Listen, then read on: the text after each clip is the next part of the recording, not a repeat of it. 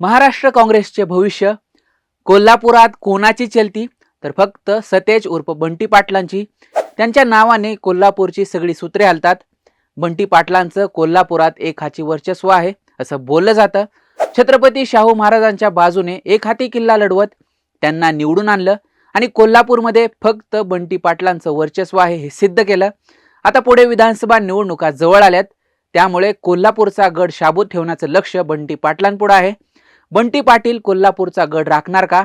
त्यात त्यांना कोणत्या अडचणींना सामोरं जावं लागेल तेच या व्हिडिओच्या माध्यमातून जाणून घेऊयात।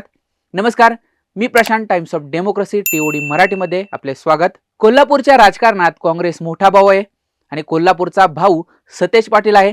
कोल्हापूरमध्ये 2014ला शिवसेना भाजपने काँग्रेसचा पूर्णपणे सुपडा साफ केला।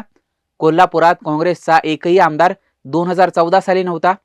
त्यानंतर 2019 साली 10 पैकी 4 जागा जिंकल्या, सोबतच राष्ट्रवादीनेही 2 जागा जिंकल्या।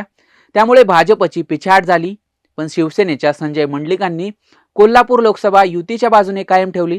पण यावेळी सतेज पाटलांनी कोल्हापूर लोकसभा ही काँग्रेसच्या बाजूने खेचून आणली। सध्या कोल्हापूर जिल्ह्यात काँग्रेसचे 4 विधानसभा आमदार आणि 1 विधान परिषद आमदार आहे। कोल्हापूर दक्षिण, कोल्हापूर उत्तर, करवीर, हातकणंगले या 4 जागांवर काँग्रेसचे आमदार आहेत, तर सतेज पाटील स्वतः विधान परिषदेवर आमदार आहेत। विधानसभा निवडणुकीत गेल्या वेळच्या यशाची पुनरावृत्ती करण्याचा प्रयत्न काँग्रेसचा आहे। आताच्या लोकसभा निवडणुकीत कोल्हापूरच्या 3 जागांवर काँग्रेसला मताधिक्य मिळाले असले तरी आमदारांच्या कामाचे मूल्यमापन पाहता हा आलेख उंचावण्यासाठी काँग्रेसला यंदा खूप मेहनत घ्यावी लागणार आहे। 2014 सालच्या निवडणुकीत काँग्रेसचे पानिपत झाले होते। ही कसर गेल्या निवडणुकीत काँग्रेसने भरून काढत 4 जागांवर विजय मिळवला। आता जास्त जागा पदरात पाडून घेण्यासाठी काँग्रेसचे प्रयत्न सुरू आहेत। शिवाय राधानगरी मतदारसंघाचे माजी आमदार के.पी. पाटील हे काँग्रेसच्या वाटेवर आहेत, त्यामुळे काँग्रेसचा आत्मविश्वास वाढलाय आणि निश्चितच भाजपसाठी ही धोक्याची घंटा आहे। शिवाय या मतदारसंघामध्ये खासदार शाहू महाराज यांना तब्बल 65,000चे तगडे मताधिक्य मिळाले। त्यामुळे हा मतदारसंघ काँग्रेसकडे घेण्यासाठी सतेज पाटील यांनी आतापासूनच हालचाली सुरू केल्यात। करवीर विधानसभा मतदारसंघात लोकसभेला काँग्रेसला सर्वात जास्त 71,000हून मताधिक्य मतदारसंघात मिळाले। दिवंगत आमदार पी.एन. पाटील यांनी घेतलेले परिश्रम कारणी लागले। यावेळी त्यांचे पुत्र जिल्हा परिषदेचे माजी अध्यक्ष राहुल पाटील आखाड्यात उतरू शकतील अशी शक्यता आहे। त्यांचा सामना शिवसेनेकडून 2 वेळा आमदार झालेले चंद्रदीप नरके यांच्याशी होऊ शकतो। त्यामुळे या मतदारसंघात पुन्हा एकदा पाटील नरके घराण्यातली जबरदस्त लढाई पाहायला मिळेल। कोल्हापूर उत्तरमध्ये जयश्री जाधव, कोल्हापूर दक्षिणमध्ये ऋतुराज पाटील व हातकणंगलेमध्ये राजू आवळे असे काँग्रेसचे 3 आमदार आहेत। आमदार म्हणून या तिघांची कामगिरी फारशी चांगली नसल्याचं बोललं जातं। पहिली निवडणूक जिंकल्यानंतर सतेज पाटील यांच्याप्रमाणे राजकीय नेतृत्व म्हणून हे तिन्ही समोर आले नाहीत। शिवाय या मतदारसंघांमध्ये लोकसभा निवडणुकीला काँग्रेसला फारसे मताधिक्य मिळालेले नाही। हातकणंगलेत खासदार धैर्यशील माने यांनी 17,000हून अधिक मताधिक्य घेतलंय।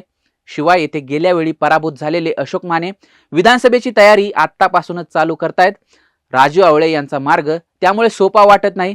कोल्हापूर दक्षिण मतदारसंघात लोकसभा निवडणुकीत काँग्रेसला फक्त 6,500चे मताधिक्य मिळाले। येथे पुन्हा एकदा ऋतुराज पाटील विरुद्ध माजी आमदार अमल महाडिक अशी चुरशीची लढत होण्याची शक्यता आहे।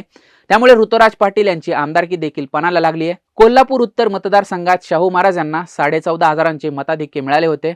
येथे आमदार जयश्री जाधव यांना पुन्हा उमेदवारी दिली जाणार की नवा चेहरा आणला जाणार याची चर्चा सुरू आहे।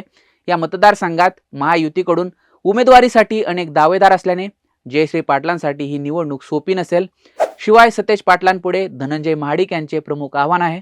शिवाय संजय मंडलिक देखील पराभवाचा वचपा काढायला तयार आहेत।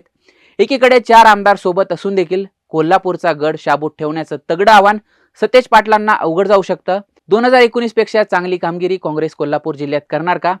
बंटी पाटील कोल्हापूरचा गड राखणार का की धनंजय महाडिक सतेज पाटलांना धोबी पछाड मारतील? यावर तुम्हाला काय वाटतं? या सगळ्यावर तुमचं मत काय ते आम्हाला कमेंट करून नक्की सांगा। व्हिडिओ आवडला असेल तर लाईक शेअर आवर्जून करा आणि असेच नवनवीन व्हिडिओ पाहण्यासाठी आपल्या टीओडी मराठीच्या यूट्यूब चॅनलला नक्की सबस्क्राईब करा।